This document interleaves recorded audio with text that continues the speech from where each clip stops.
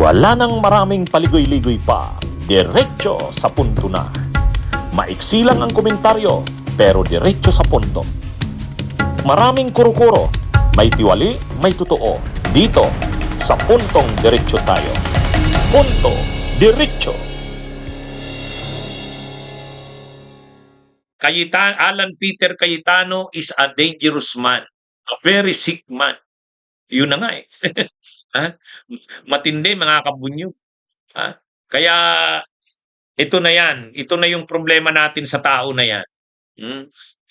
Sana ano to? Mapatalsik na ito. Kasi sabi nga ni hindi magre-resign yan. Hindi magre-resign yan si Cayetano. Kasi para sa kanya, bakit siya magre-resign? Sa tingin niya, tama yung ginagawa niya. Ang paniwala niya kasi, ang paniwala niya, kagustuhan ng Diyos ang lahat ng nangyayari na yan. Ginawa siya ngayong Senate President, Diyos ang may gusto niyan. Kasi kung ayaw na daw ng Diyos sa kanya, maaalis na siya. Pero hanggat nandyan pa siya, gagawin niya yung sa tingin niya tama. Si Diyos ang may gusto niyan.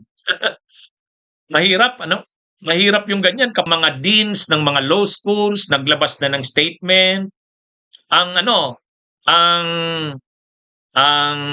civil society, grabe na yung mga statements ng civil society.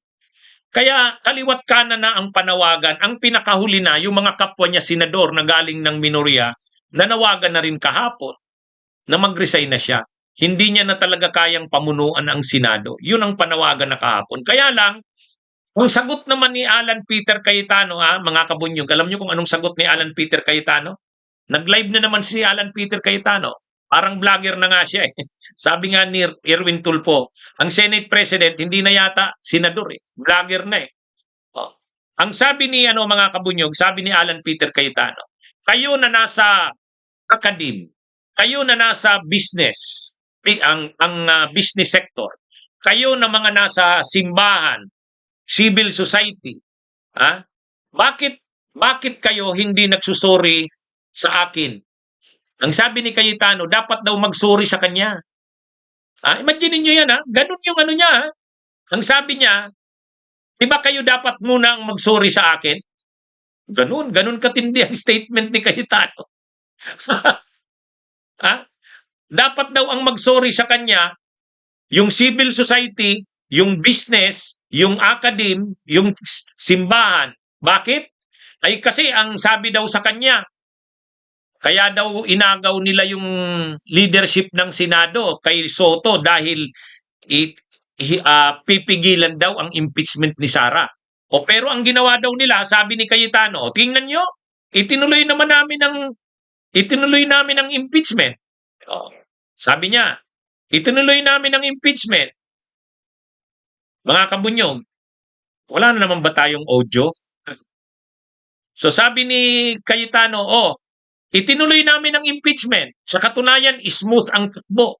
Sa July 6 nga, magsisimula na ang trial.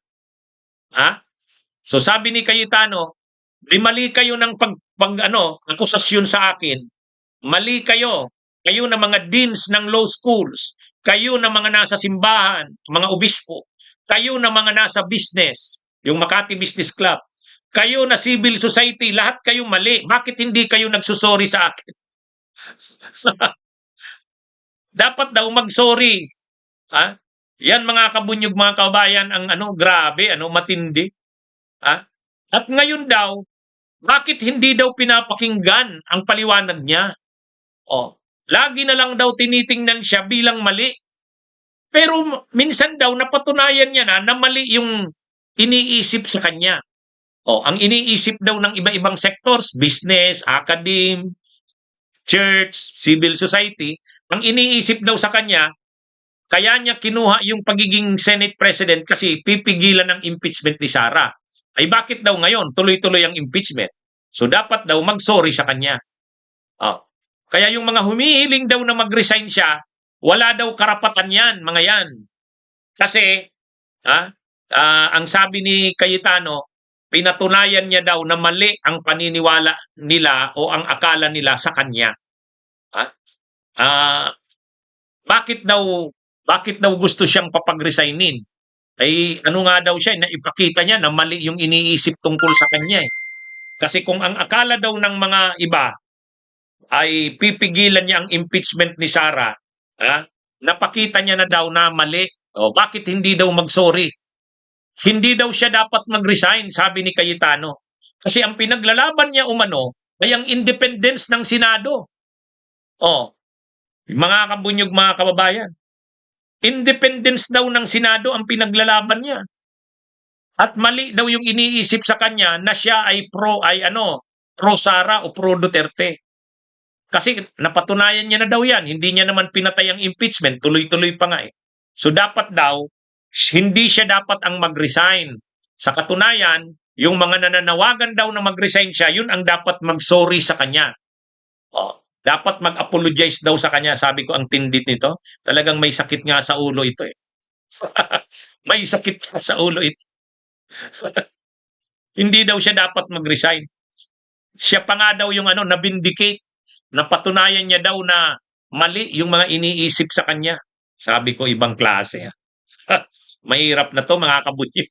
Ang hirap ng kumbinsihin ng taong. Imaginein mo yan, wala siyang nakikitang mali sa ginagawa niya. Mali, wala. Sa tingin niya, siya?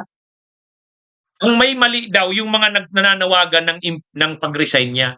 Kasi napatunayan niya daw na mali yung mga iniisip nila tungkol sa kanya. Bakit daw hindi mag-sorry sa kanya? Siya daw ang dapat makarinig ng pag-sorry.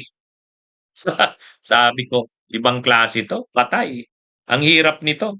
Kaya sa totoo lang, mga kabunyog, mukhang tama si Tama si Erwin Tulfo. Alam niyo kung ano ang sabi ni Erwin Tulfo, mga kabunyog? Matindi ang sabi ni Erwin Tulfo. Sabi ni Erwin Tulfo, sa tingin ko nga, lalo kay Senator Alan Cayetano, palakulin mo man yung mukha noon, baka tatalbog lang yung palkol. Bunyog, bunyog, halikan na kasama ka. Bunyog, kapag buklod ay may pag-asa. Luzon, Visayas, Mindanao, isa ang pananaw. Sa bagong Pilipinas ang bunyog isisigaw. Bunyog, bunyog.